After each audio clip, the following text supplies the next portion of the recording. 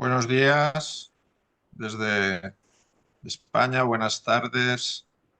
Una bienvenida muy cordial a todas las personas que han decidido dedicar un tiempo de su apretada jornada para participar, para seguir este seminario de la Fundación Derecho y Discapacidad, en el que presentaremos la tercera entrega del proyecto LATANDIS, medidor en línea del cumplimiento del monitoreo de la Convención Internacional sobre los Derechos de las Personas con Discapacidad en la región latinoamericana. Me presento, soy Luis Cayo Pérez Bueno, el presidente del patronato de la Fundación Derecho y Discapacidad, entidad promotora de esta iniciativa y de este seminario, y reitero la más cálida bienvenida a todas las personas que nos acompañan, así como y sobre todo a quienes han hecho posible desde la Fundación Derecho y Discapacidad este seminario, esta iniciativa, y a las personas, a las mujeres que van a hacer la presentación de esta tercera entrega de la TANDIS. La Fundación Derecho y Discapacidad es una fundación española que agrupa personas, juristas, que proceden de la academia, de la investigación, del ámbito de los poderes del derecho, de la judicatura, la fiscalía, del legislativo y del activismo, que trata de ofrecer conocimiento y proporcionar herramientas que ayuden a verificar, a realizar los derechos humanos de las personas con discapacidad.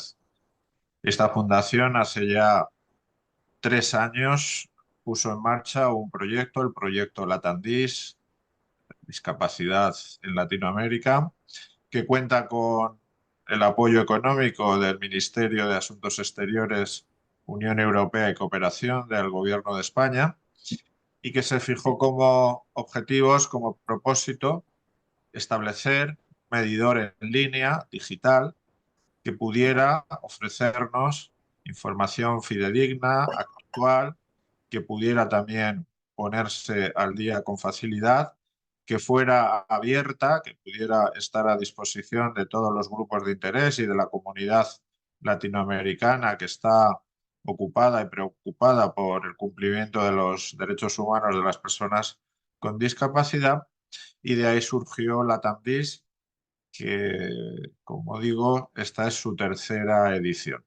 Después de examinar determinados aspectos nucleares de la Convención en distintos países latinoamericanos, pues en esta nueva edición correspondiente al año 2024 vamos a centrar nuestra atención en un gran país, en una gran nación, como es el Brasil, la República Federativa de Brasil, tan importante, casi un continente por sí misma, que se expresa en portugués, esa lengua hermana del español, del castellano, y va a centrar también la atención pues, en dos artículos absolutamente eh, determinantes de la disrupción que supuso la Convención. El artículo 12, la igual capacidad jurídica de todas las personas con discapacidad, sin restricciones, sin limitaciones, siempre disponiendo de apoyos en el caso de que se precisen, pero nunca que significa restricción de algo tan esencial como es el derecho, una persona con derechos, persona con discapacidad con derechos, y el artículo 13 relativo pues, al acceso a la justicia, al Poder Judicial, a la Administración de Justicia, como instrumento de los estados democráticos, de las democracias avanzadas, para reponer, para tutelar, para proteger y asegurar los derechos de las personas con discapacidad cuando estos se han visto vulnerados o cuando corren el riesgo o están comprometidos por una falta de realización, de verificación, ¿no?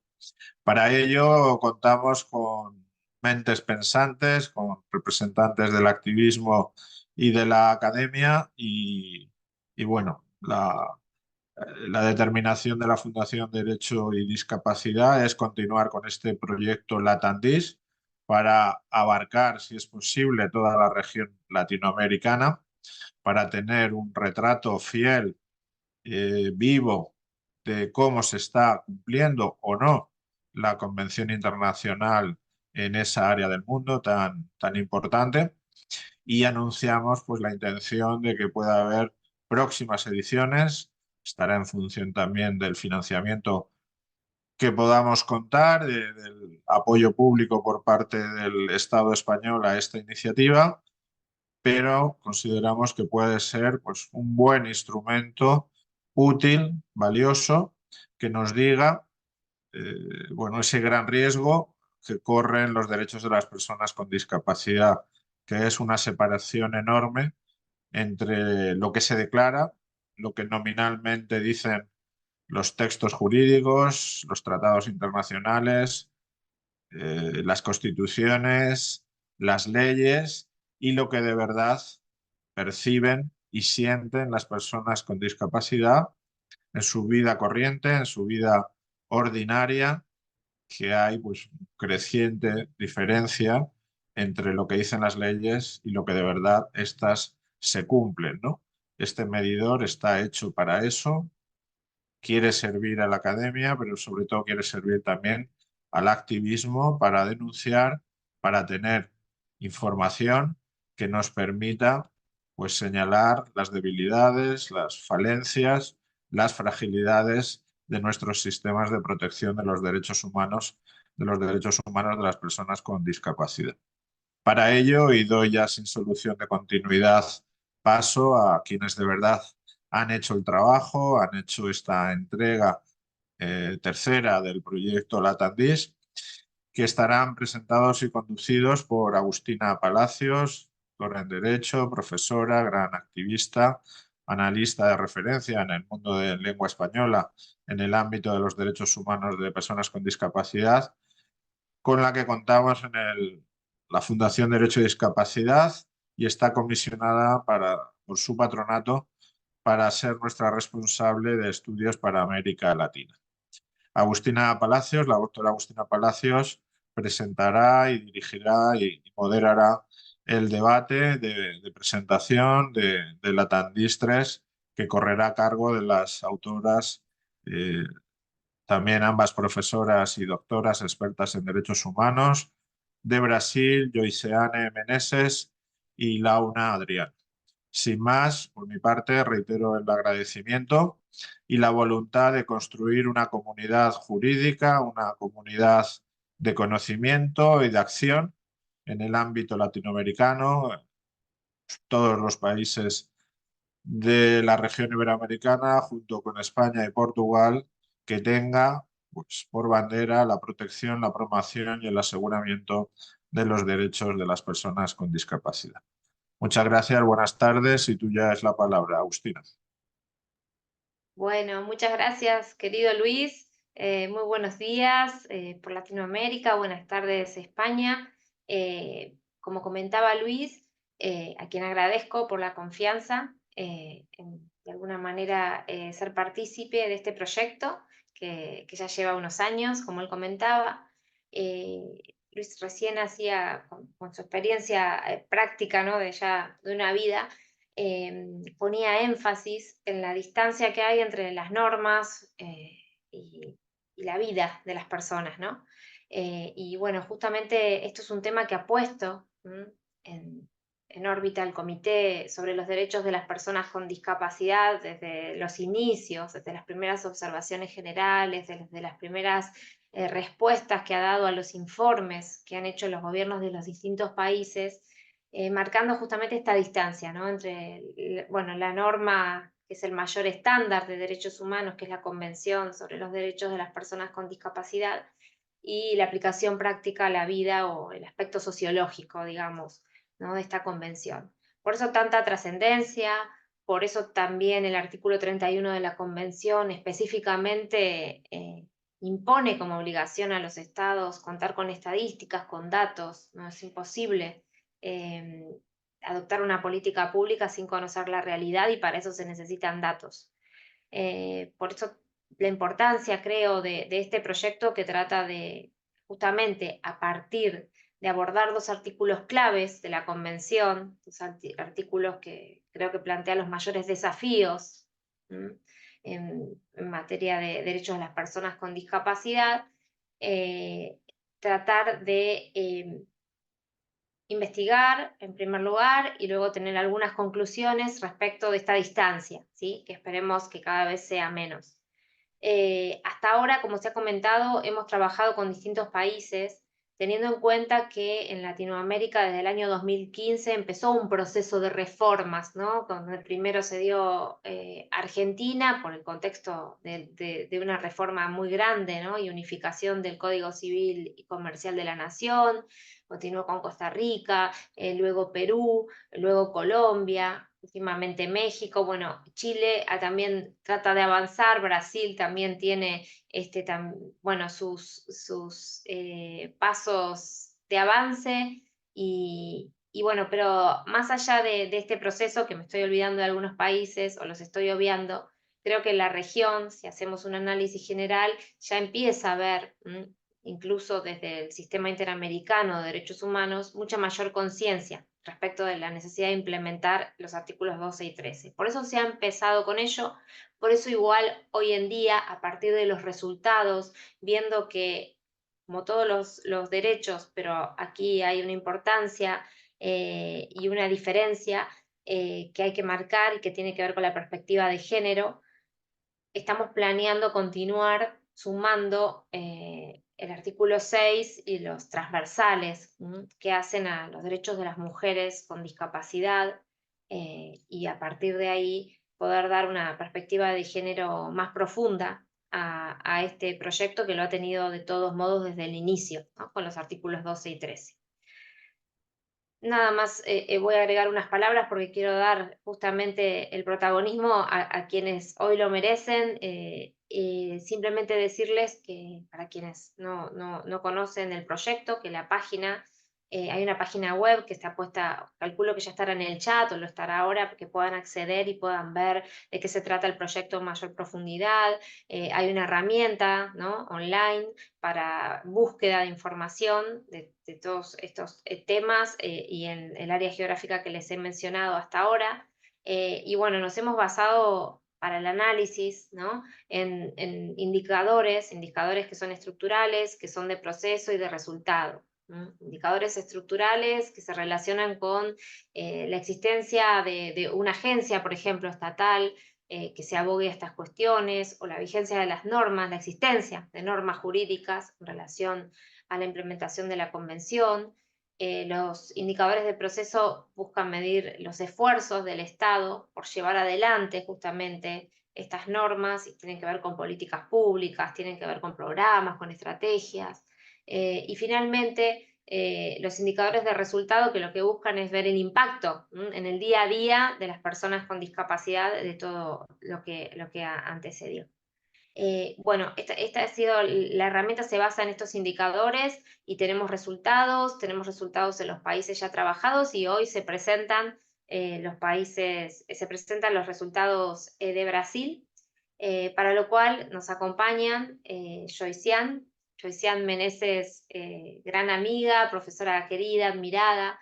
Ella es doctora en Derecho por la Universidad Federal de Pernambuco, tiene un postdoctorado en Derecho Civil por la Universidad Estatal de Río de Janeiro, es profesora titular de la Universidad de Fortaleza y Joycian tiene varias publicaciones e investigaciones sobre los derechos de las personas con discapacidad, pero desde la perspectiva del derecho civil, algo que hace tanto falta profundizar todavía hoy en día.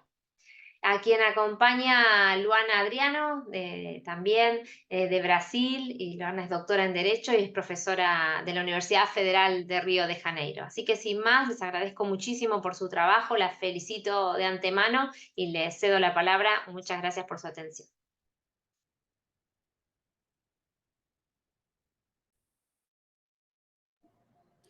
Bom dia a todas e todos. É uma alegria enorme participar desse momento e ter recebido a incumbência de preencher todos aqueles formulários em relação aos indicadores da ONU, vendo como estão sendo observados aqui no Brasil. E eu dividi essa tarefa com a Luana, que foi minha aluna, hoje é uma professora muito bem posicionada aqui no Brasil. Eu agradeço à Fundação Direito e Deficiência da Latamis, e, sobretudo, agradeço à professora Agostina Palácios, que para nós aqui no Brasil tem sido um referencial teórico firme, a oportunidade desse convite e de participar na compilação desses indicadores. Pergunto se posso compartilhar os slides ou se eles serão compartilhados por vocês. Eu mesma posso compartilhar aqui?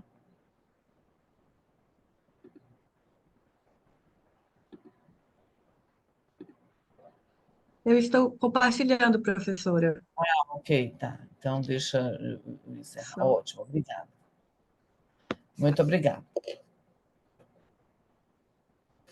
Bom, para facilitar o trabalho, então, da intérprete, eu vou seguir uma ordem da apresentação, inclusive que a gente já numerou com os slides, para facilitar o nosso diálogo e transmissão simultânea. Então, agradeço a professora Agostina Palácios mais uma vez, a doutora Beatriz Miguel e a professora Paula Sanches, os contatos que fizemos até aqui. Bom, nós inicialmente usamos uma metodologia para compilar esses dados que recorreu a 4 estratégias distintas. A primeira estratégia, por meio dessa primeira estratégia, nós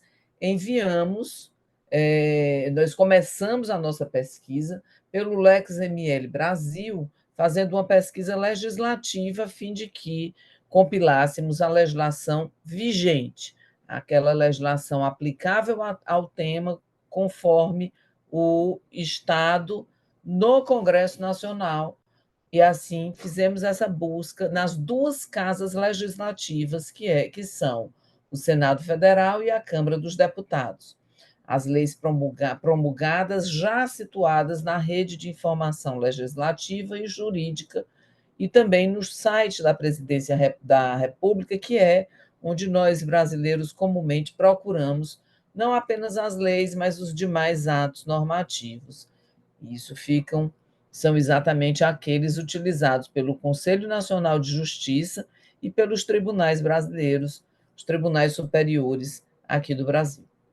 Uma segunda estratégia que nós utilizamos para conjugar os dados foi a de solicitar informações mediante envios de ofícios para aqueles órgãos, aquelas entidades cuja atuação teria uma interface com o objeto da nossa busca, os direitos da pessoa com deficiência, e, em especial, o tema da capacidade jurídica e o tema do acesso à justiça. Então, dentre as entidades que nós buscamos informações, nós enviamos ofícios à Ouvidoria e Departamento de Pesquisas Judiciais do Conselho Nacional de Justiça, à Secretaria Nacional de Direitos Humanos, da pessoa com deficiência do Ministério de Direitos Humanos, aqui no Brasil, a Secretaria integra o Ministério dos Direitos Humanos, e também para as escolas de formadores de juízes, defensores, promotores e servidores do judiciário. Faço aqui um parênteses para dizer que no Brasil cada entidade, ou seja, o Poder Judiciário, o Ministério Público e as defensorias em geral podem estruturar escolas de formação. E essas escolas são muito importantes para a disseminação do tema de direitos humanos e, em especial, os direitos da pessoa com deficiência. Não recebemos informações de todos esses entes. A terceira estratégia desenvolveu uma busca num painel público, Justiça em Números, um painel a que todos podem ter acesso, mantido pelo Conselho Nacional de Justiça, sigla CNJ. E a quarta e última estratégia consistiu na análise dos dados de pesquisa, no estudo em duas especificamente. Estudo empírico de demandas que envolvem pessoas com deficiência e um segundo estudo, pessoas com deficiência no Poder Judiciário. Essas duas pesquisas foram promovidas pelo CNJ, pelo Conselho Nacional de Justiça. A primeira, inclusive, foi uma pesquisa que resultou de uma chamada pública para financiamento, entre as instituições de ensino superior e de pesquisa do Brasil. Bom, então a pesquisa enfrentou alguns desafios que impactaram, ao final, o desenvolvimento e os nossos resultados. E esse principal impacto foi pela ausência de resposta de muitos desses órgãos, sobretudo aqueles que foram listados na segunda estratégia. Além disso, a gente observa uma desarmonia entre códigos de numeração utilizados para tabular informações judiciais. Uma hora trata com um código, hora trata com outro código, e isso trouxe dificuldade para a compilação dos dados coletados. Mais uma dificuldade decorreu da inexistência de um sistema de monitoramento eficiente e eficaz por parte do Poder Executivo, o que comprometeu a disponibilidade e a acessibilidade de dados pertinentes à pesquisa. Acreditamos nós que esses desafios indicam a necessidade de abordagens mais abrangentes e colaborativas para que os dados sobre capacidade jurídica e acesso à justiça de pessoas com deficiência possam estar mais acessíveis e sejam mais transparentes, não apenas à população, mas ao próprio poder público, a fim de facilitar a tomada de decisão e a edificação de políticas públicas relacionadas na verdade, a esses dois temas. Bom, passando para o nosso terceiro slide, a legislação aqui, nós fizemos esse quadro para indicar, primeira chamada, a legislação que reconhece a capacidade civil plena, a ausência de restrição legal à capacidade e o sistema de apoio à tomada de decisão. Faço um parênteses para dizer que há uma discrepância, há um choque, um conflito entre as leis e a prática. É muito bonito responder que o Brasil reconhece na sua lei, na sua legislação, a capacidade jurídica das pessoas com deficiência em igualdade de condições com as demais. Porém, ainda mantivemos a ação de interdição, que culmina por levar as pessoas à curatela, que é uma medida substitutiva de vontade. Portanto, o brasileiro com deficiência que está sob curatela é um brasileiro com capacidade restringida, é um brasileiro relativamente incapaz. Bom, em 2008, o Estado brasileiro ratificou a Convenção sobre os Direitos da Pessoa com Deficiência e o seu protocolo facultativo, sem reservas, por meio do Decreto 186. E fez isso com o quórum especial previsto pela Constituição brasileira no artigo 5º, parágrafo 3º, atribuindo a essa convenção a natureza de norma constitucional. No ano seguinte, em 2009, visando afastar qualquer discussão sobre o rito formal de internacionalização dos tratados internacionais, o presidente da República, à época, que era Luiz Inácio Lula da Silva, determinou a sua promulgação por meio de um decreto presidencial, o Decreto 6.949, que é o documento ao qual todos se referem para reportarem-se à Convenção sobre o Direito da Pessoa com Deficiência. A fim de garantir a implementação do texto da Convenção, foi promulgada a Lei Brasileira de Inclusão da Pessoa com Deficiência, ou também chamada Estatuto da Pessoa com Deficiência, no ano de 2015. Com isso, com início de vigência para o ano seguinte, 2016.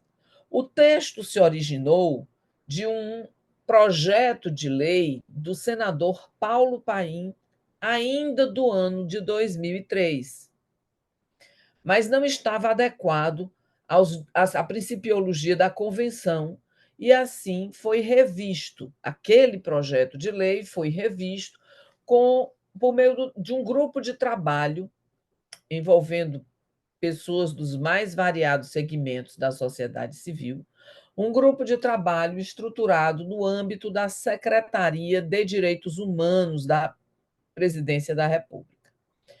Foi remetido ao Senado Federal, o projeto seguiu os trâmites do processo legislativo sob a relatoria do senador Romário, aquele que era jogador de futebol antes, e ali ele foi aprovado. Ao chegar na Câmara dos Deputados, passou a relatoria da deputada, à época era deputada federal, Mara Gabrilli, pessoa com deficiência de mobilidade. E o projeto foi submetido a uma ampla discussão com a sociedade civil, permitindo a participação de vários segmentos.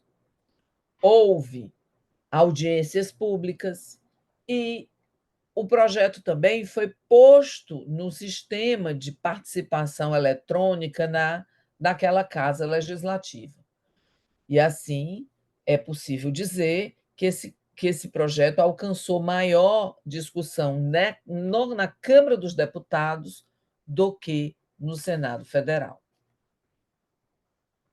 Foi promulgada a lei com um total de 127 artigos, dentre os quais se reconhecia a capacidade jurídica da pessoa com deficiência nos artigos 6º e 84, eliminando-se os critérios do status, do resultado da conduta e da funcionalidade para o reconhecimento da capacidade jurídica. Dessa forma, também a mesma lei, no artigo 114, revogou os artigos 3º e 4º do Código Civil, que traziam o rol das pessoas absolutamente incapazes e das pessoas relativamente incapazes. Nessa tabela, nós mostramos os artigos citados. O artigo 6º,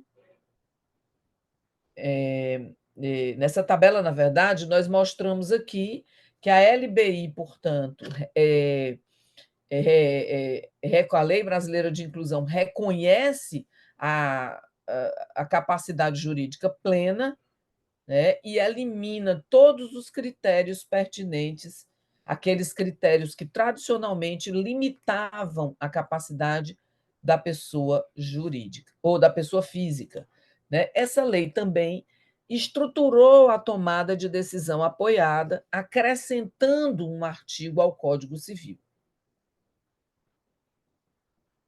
Portanto, a despeito do reconhecimento legal da capacidade jurídica da pessoa com deficiência, a própria lei, no entanto, deixou margem para a preservação do regime das incapacidades, quando manteve a figura da curatela. Então, ela manteve a figura da curatela aqui no artigo no artigo 84, que também corresponde ao artigo 756 do Código de Processo Civil. Então, essa curatela medida de substituição de vontade é exatamente igual à que nós mantínhamos no Brasil antes da Convenção sobre os Direitos da Pessoa com Deficiência. O curioso é que, no Congresso Nacional, tramitavam simultaneamente o projeto de lei que daria ensejo à Lei Brasileira de Inclusão e o projeto de lei que daria ensejo ao Código de Processo Civil, atualmente vigente. Tramitaram conjuntamente, mas não houve o diálogo adequado entre os seus relatores e as comissões responsáveis pelo segmento das duas leis naquele Congresso. E assim não houve harmonia entre alguns dispositivos do Código de Processo Civil e da Lei Brasileira de Inclusão.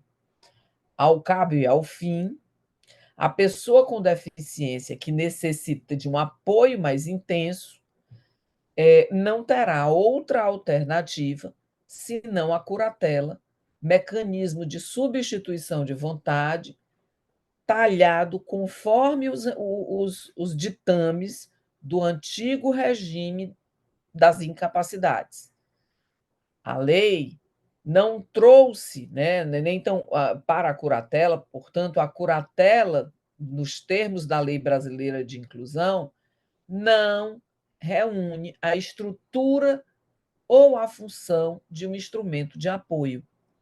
Mas, segundo a localização topográfica da curatela na Lei Brasileira de Inclusão, muitos autores, muitos doutrinadores civilistas têm reconhecido, têm interpretado a curatela como um mecanismo de apoio, infelizmente.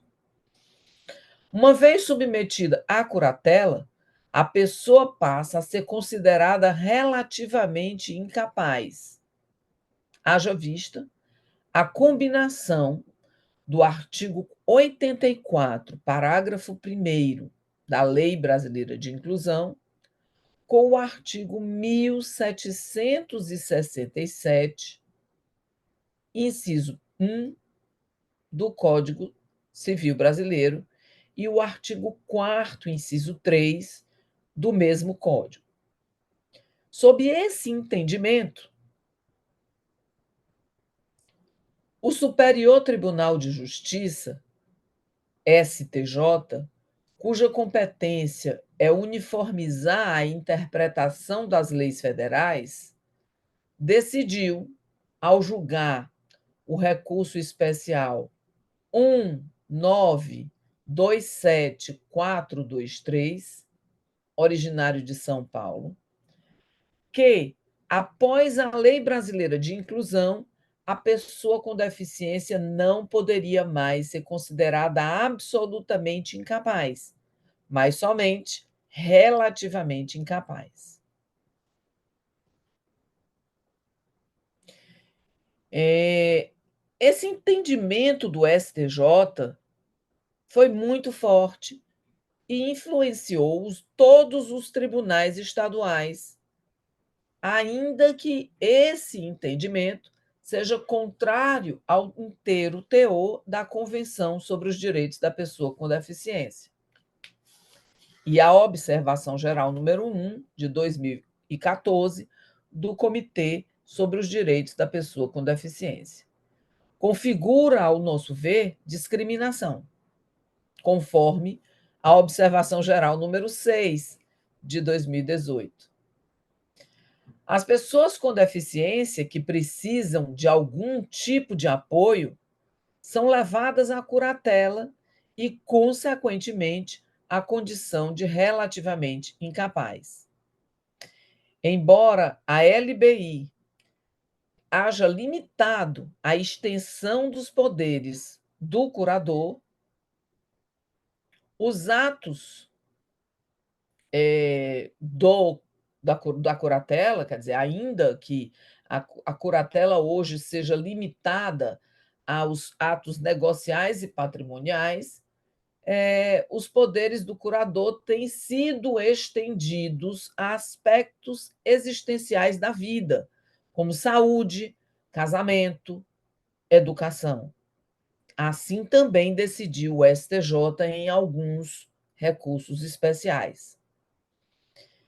Recentemente, o STJ reconheceu ao curador a legitimidade para a proposição de ação de divórcio do curatelado.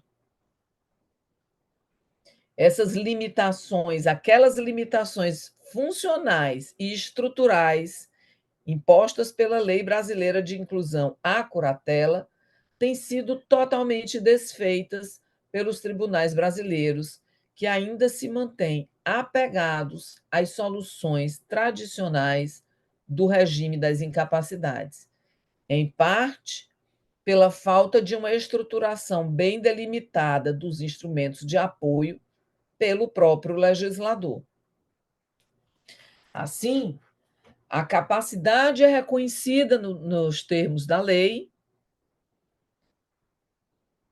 e, consequentemente, os direitos reprodutivos, sexuais, o direito ao voto também, mas, na prática, se a pessoa estiver sob curatela, o artigo 756 do Código de Processo Civil vai limitar o reconhecimento e, assim, remeter as pessoas à condição de relativamente incapaz.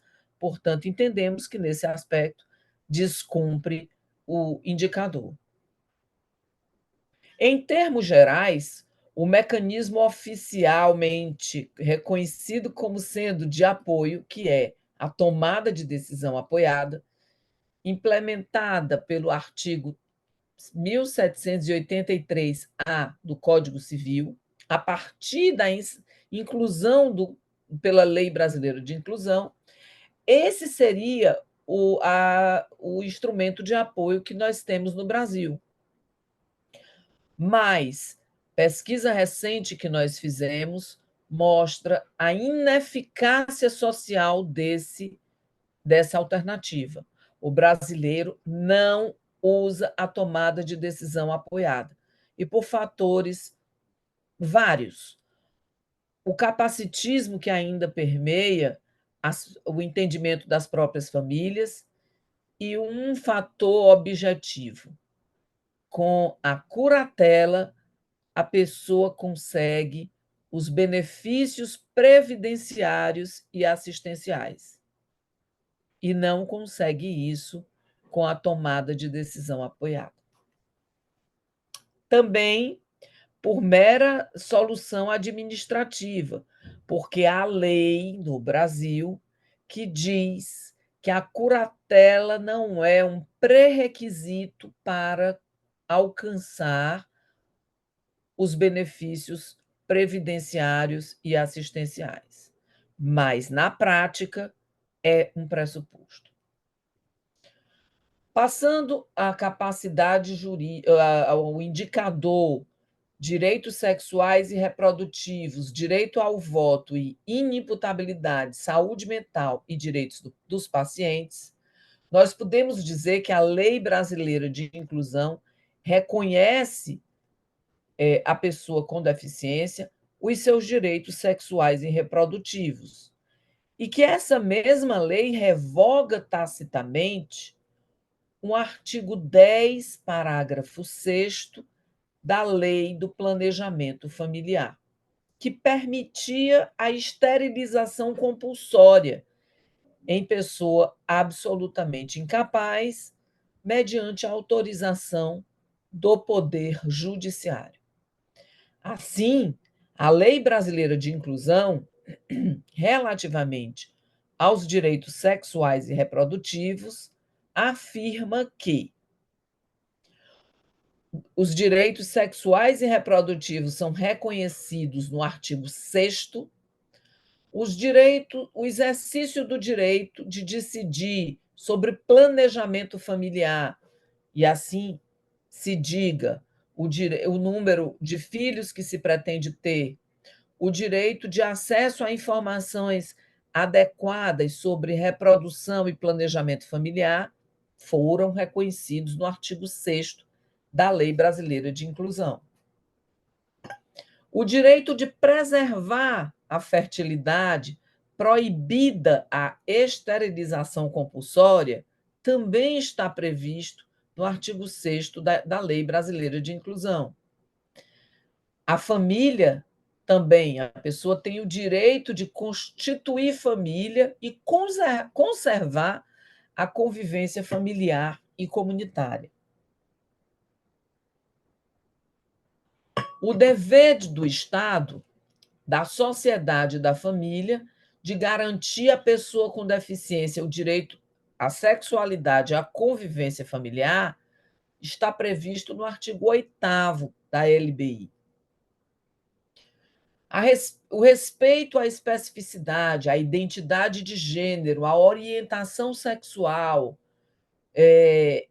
no contexto da assistência médica, também é previsão no artigo 18, inciso 6 da LBI, assim como a atenção à saúde sexual e reprodutiva, incluindo-se, inclusive, o direito à reprodução assistida pelo Sistema Único de Saúde, é prevista no artigo 18, inciso 8 da Lei Brasileira de Inclusão. Como também a lei prevê a proibição de a curatela atingir o direito ao próprio corpo e à sexualidade, isso já no artigo 85, parágrafo 1º.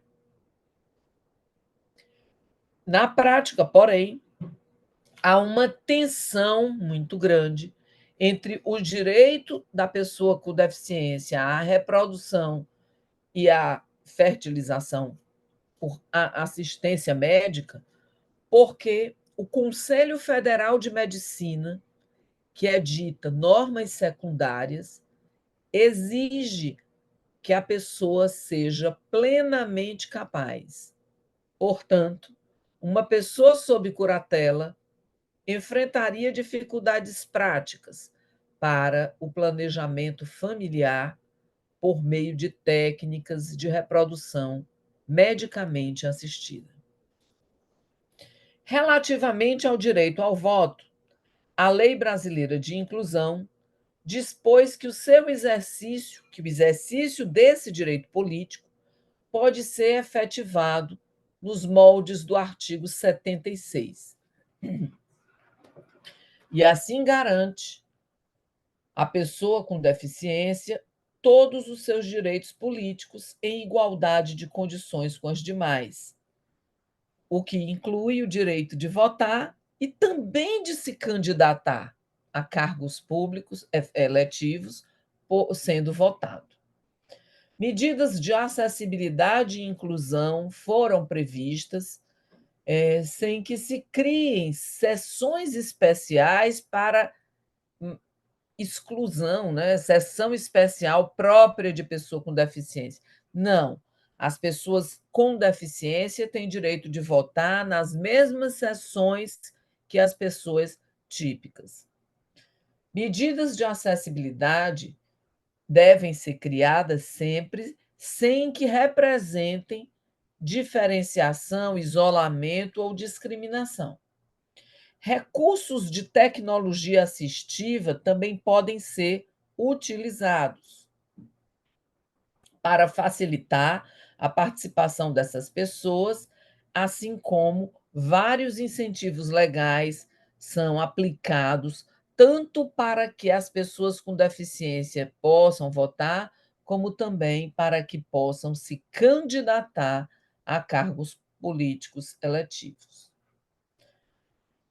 Se houver necessidade e mediante prévia solicitação, a pessoa com deficiência poderá receber assistência na votação por alguém que ela escolha, por pessoa de sua escolha, garantindo-se a plena participação de todos no processo democrático. Além da legislação que garante o direito ao voto, o artigo 76 da LBI, né? Há também a vedação expressa por resolução do Tribunal Superior Eleitoral, de processamento e solicitação de suspensão de direitos políticos por motivo de deficiência. A Lei Brasileira de Inclusão mudou expressamente o Código Eleitoral brasileiro para facilitar e favorecer a participação da pessoa com deficiência. O Tribunal Superior Eleitoral publicou resolução instituindo o Programa de Acessibilidade na Justiça Eleitoral, visando a implementação gradual de medidas para a remoção de barreiras físicas, arquitetônicas, de comunicação e de atitudes, a fim de promover o acesso amplo e irrestrito, com segurança e autonomia às pessoas com deficiência ou com mobilidade reduzida no processo eleitoral. No campo do direito penal, ainda se estabelece no artigo 26 a inimputabilidade do agente que, abro aspas, por doença mental ou desenvolvimento mental incompleto ou retardado, essa é a linguagem da lei, estava, no momento da ação ou omissão, completamente incapaz de compreender o caráter ilícito do fato ou de determinar-se de acordo com esse entendimento. Em caso de inimputabilidade, a medida de segurança surge como uma alternativa à pena, podendo ainda ser aplicada por tempo indeterminado. Esse é um ponto muito crítico no Brasil, porque há, abro aspas, manicômios judiciários. Na verdade, são estabelecimentos públicos que recebem as pessoas inimputáveis que praticaram crime e foram submetidas pelo juiz àquilo que chama medida de segurança e ficam praticamente como numa prisão perpétua. Sobre saúde mental, nós temos a Lei 10.216 de 2001.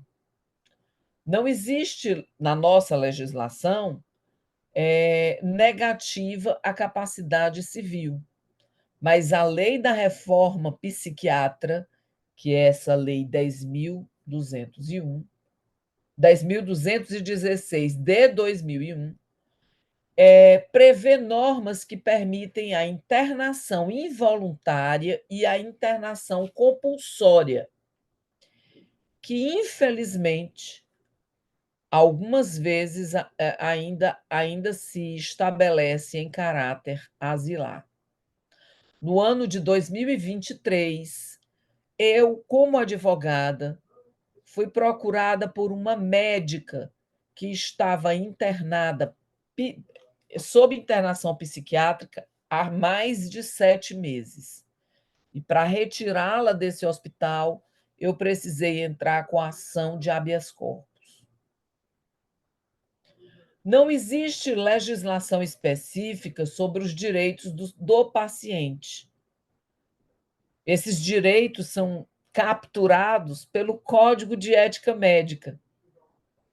A previsão existente na Lei Brasileira de Inclusão acaba por permitir a negação da capacidade na área da saúde, quando possibilita que o consentimento da pessoa informada para tratamento ou intervenção médica possa ser suprido quando for o caso de pessoa sob curatela. Além disso, em que pese estabelecer no seu artigo 12 que a pessoa com deficiência curatelada, sob curatela, deve participar desse processo de consentir, na maioria dos casos, o consentimento se faz pelo próprio curador. Por fim, ressaltamos que o projeto de lei do Senado, número 493, de 2020, atualmente tramitando naquela Casa Legislativa, visa regulamentar os direitos do paciente, abrindo possibilidade para negar capacidade jurídica no âmbito da saúde, em virtude de qualquer tipo de interdição. Quanto à revisão das curatelas, embora o artigo 756 do Código de Processo Civil ofereça a possibilidade do levantamento da curatela, não há uma regra geral determinando a revisão periódica das curatelas estabelecidas pelo Judiciário. Assim, as pessoas podem ficar por muito tempo sob essa forma de interdição.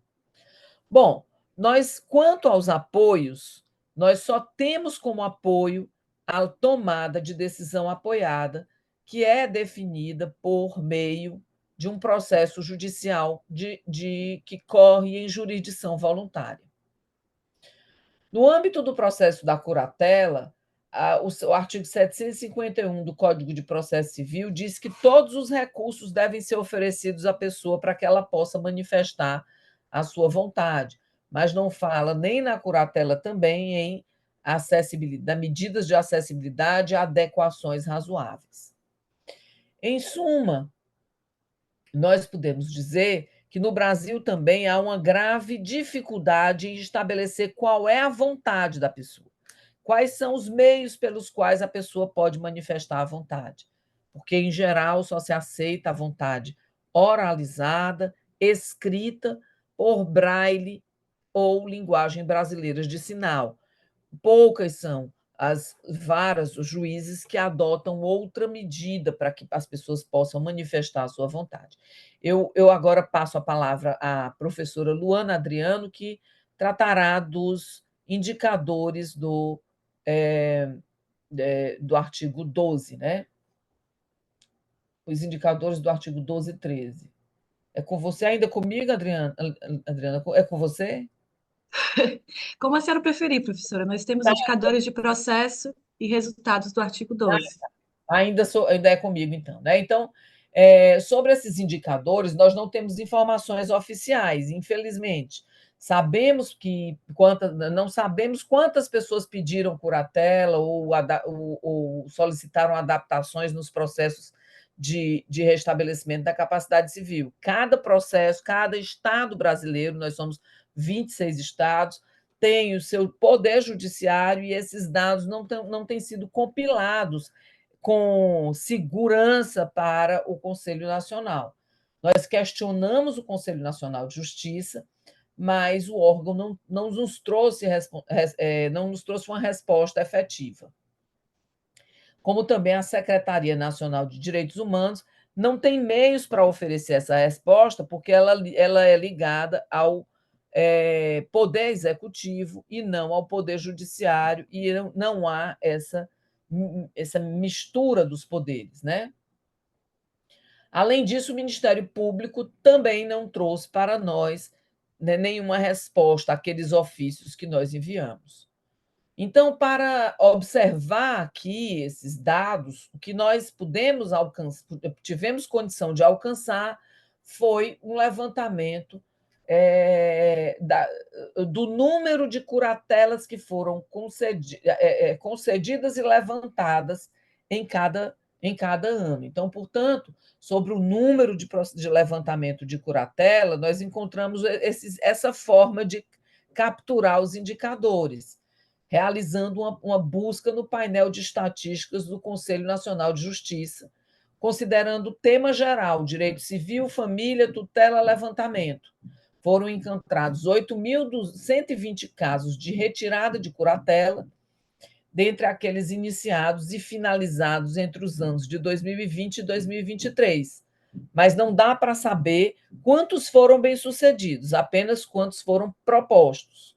Além disso, aquela pesquisa que nós mencionamos na estratégia 2, estudo empírico de demandas envolvendo pessoas com deficiência no Poder Judiciário, podemos observar que foram encontrados 1.334 casos de levantamentos de curatela, de interdição, nos anos de 2011 e 2021, sendo que 833 deles estavam até 2015 e 501 após 2015.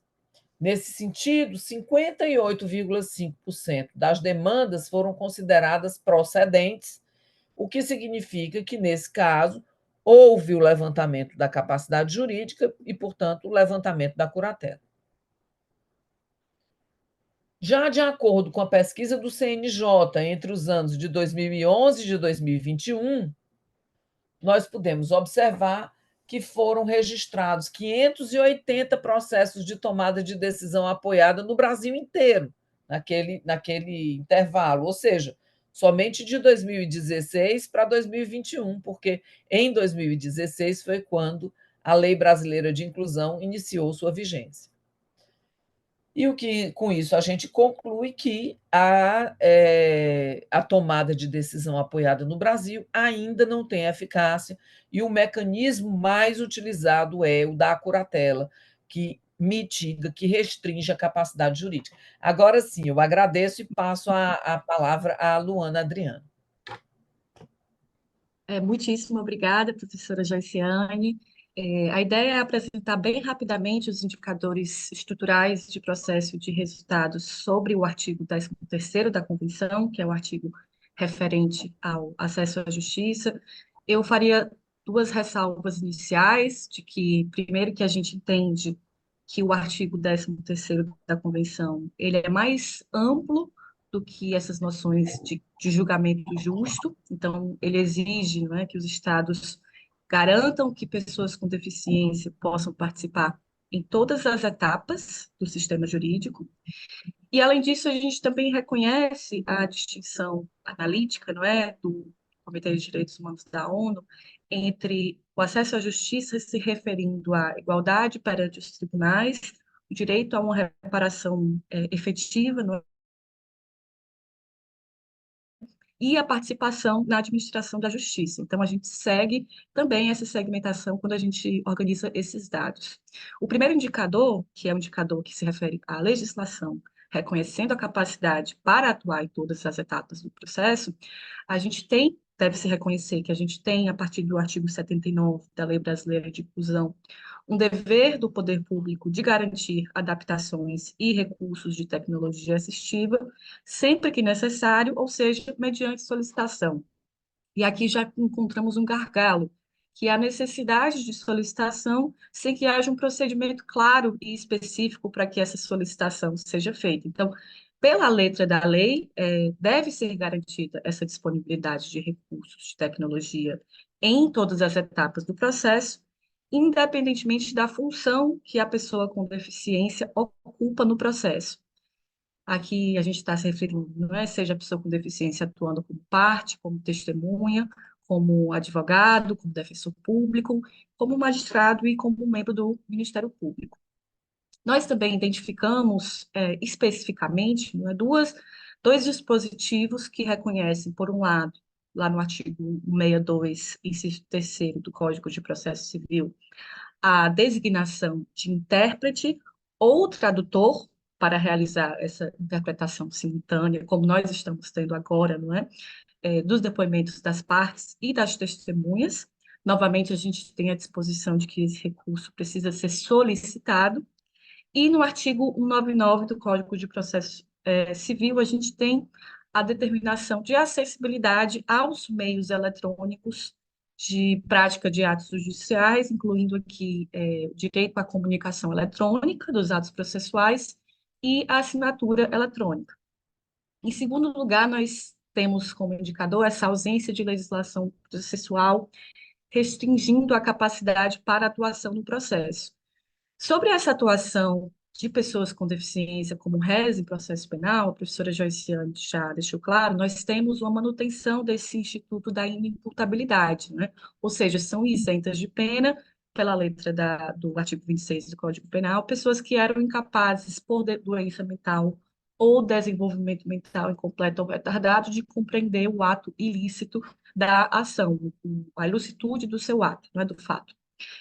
Então, a gente tem esse incidente de declaração de insanidade mental, regulado ali nos artigos 149 a 152 do Código de Processo Penal, e a partir dessa declaração nós temos o envio da pessoa cumprindo uma medida de segurança, a partir daquele momento, aos hospitais de custódia e tratamento psiquiátrico, né, que são, eles representam, de certa forma, essa superexposição a dois modelos de intervenção, que é o modelo jurídico punitivo e o modelo psiquiátrico terapêutico em suas formas extremas, não é? Então, a gente tem uma espécie também de silêncio da lei da reforma psiquiátrica sobre esses casos dos chamados manicômios judiciários, inclusive um aumento mesmo depois da lei de reforma psiquiátrica de 2001, um aumento da construção dessas instituições. Apesar de que os dados que nós temos sobre as condições fáticas dentro dessas instituições são bastante escassos. Quanto à atuação como testemunha, nós vamos ter restrições tanto no Código de Processo Civil quanto no Código de Processo Penal, que configuram, claro, não é limite à participação em todas as fases e funções do processo. Então, no Código de Processo Civil, são consideradas incapazes para depor pessoas interditadas por enfermidade ou deficiência mental, e essa é a letra da lei, enquanto no Código de Processo Penal não se concede o compromisso de dizer a verdade, que é uma espécie de juramento feita antes do próprio depoimento, a doentes mentais, deficientes mentais e menores de 14 anos. No terceiro indicador estrutural, nós temos que há, de fato, no Código de Processo Civil, como nós vimos, uma garantia, ou pelo menos positivada, de acessibilidade às plataformas eletrônicas do judiciário, e também a garantia da presença de intérpretes, por exemplo, de Libras, não é? Quando solicitado. A gente também tem uma resolução infralegal do Conselho Nacional de Justiça que lista mais expressamente diversos mecanismos de apoio que podem ser solicitados.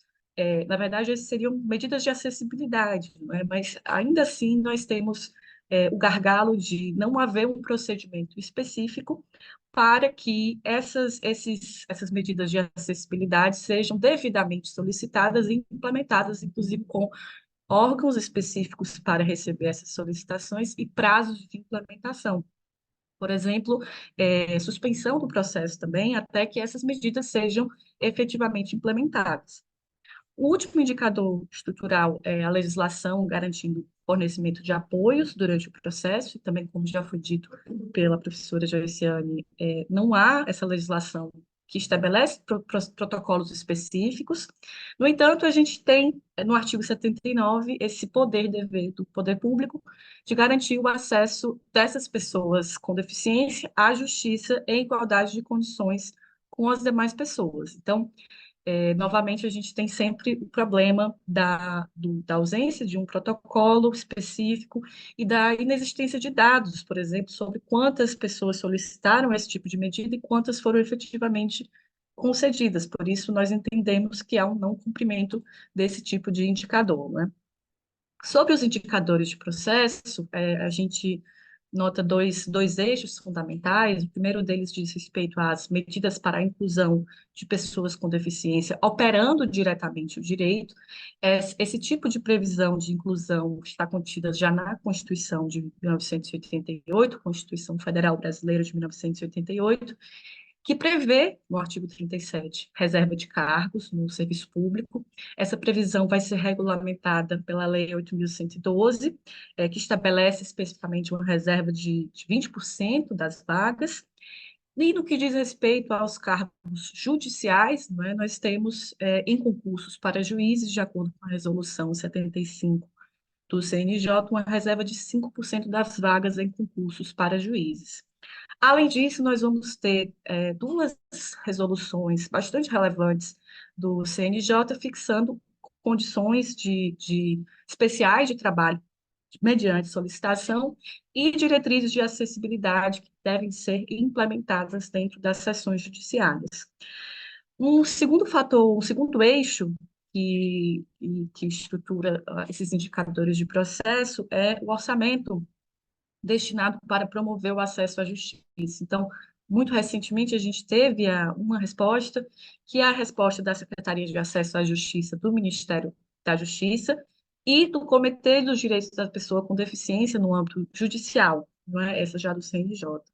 Então, enquanto a Secretaria de Acesso à Justiça ela nos informa que não houve sequer disponibilidade financeira para desenvolver suas ações no ano de 2023, o comitê do CNJ informa que ele não dispõe de dados quanto ao orçamento alocado e efetivamente gasto para promover essas medidas de acesso à justiça, e dessa forma a gente não tem uma transparência sobre o quanto é no orçamento voltado para incentivar e promover o acesso à justiça de pessoas com deficiência, inclusive através de campanhas, por exemplo, de conscientização e capacitação padronizada, não é?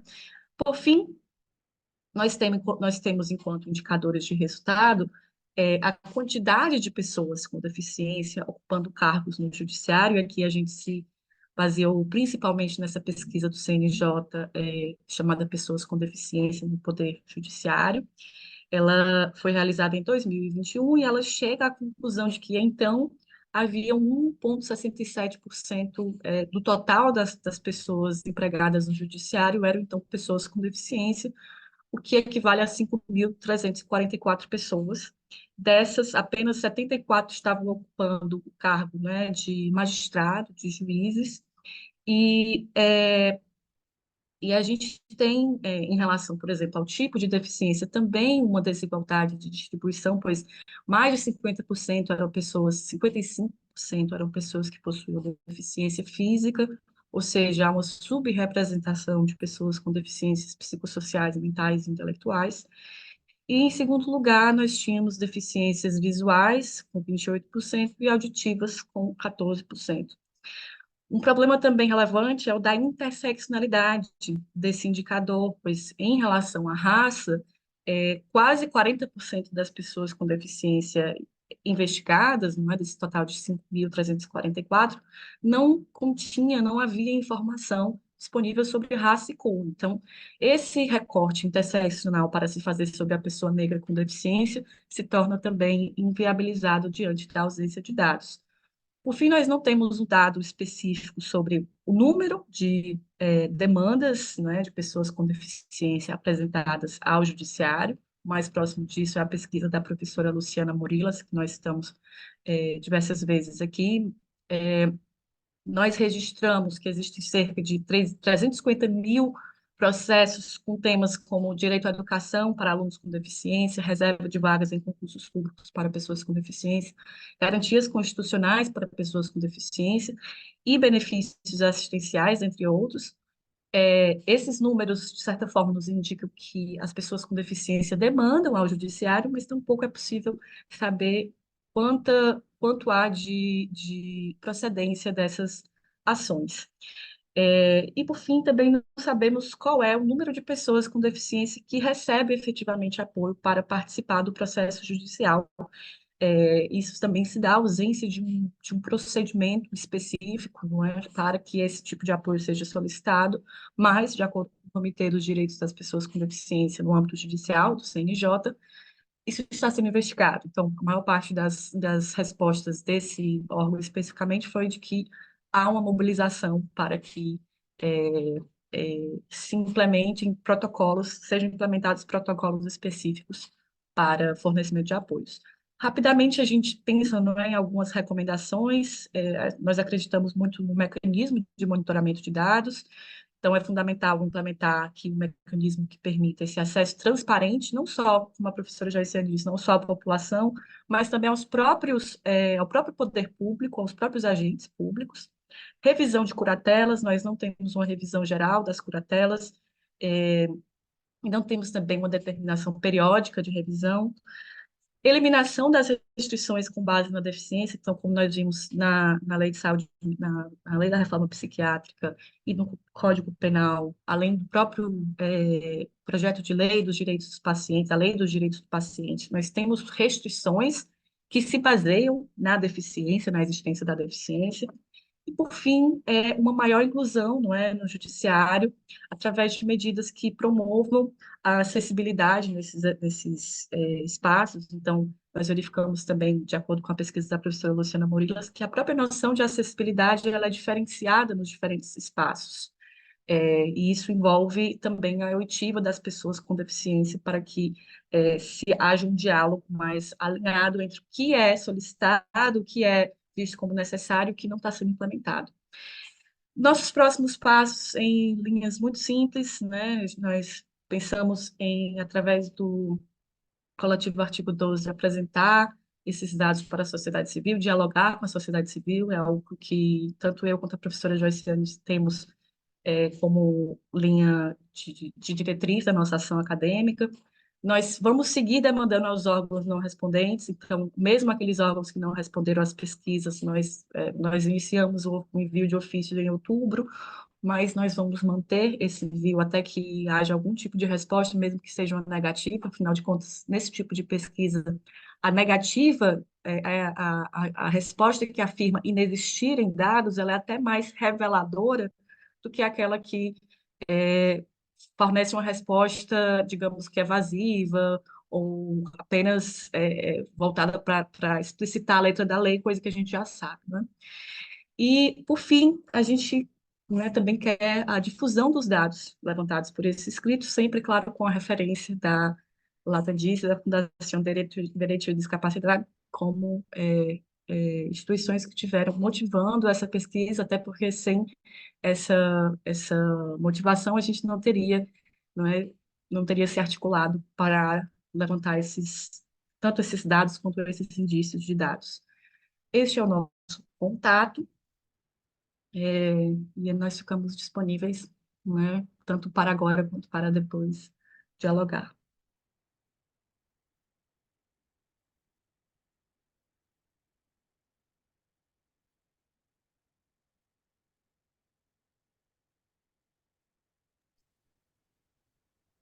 Muchísimas gracias por la presentación. Agradecemos muchísimo a a la doctora Luana y a Josiane su exposición de la contribución que han realizado sobre los indicadores de seguimiento de la Convención, los artículos 12 y 13 en Brasil. Muchísimas gracias por la participación. Tenemos previsto un espacio de preguntas, si es que entre los que están participando hoy en la jornada tienen alguna cuestión que desearían trasladar. Veo en el chat que no hay ahora mismo ninguna pregunta. Si surgiera alguna, por favor, podéis también levantar la mano o remitirla por escrito y la trasladaremos. Bea, mientras tanto, si me permiten, yo Sí, quería claro. agradecer a las profesoras por el trabajo tan sistemático, tan riguroso. Bueno, no me sorprende, la verdad.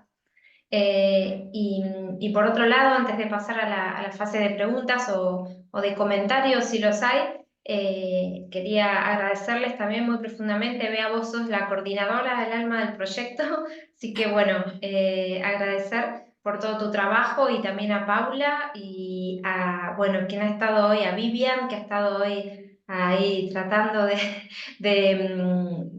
que todo pueda ser más comprensible con esta diferencia idiomática que tenemos, y a las intérpretes, por supuesto. Así que bueno, un agradecimiento para todas. Y bueno, la verdad es que me parece que el trabajo es muy riguroso, me parece que también las propuestas, ¿no? Para visibilizar el trabajo que se viene dando y pensar quizás en una publicación más adelante conjunta con todos los países, podría ser también una idea a desarrollar. Pero era simplemente eso, gracias.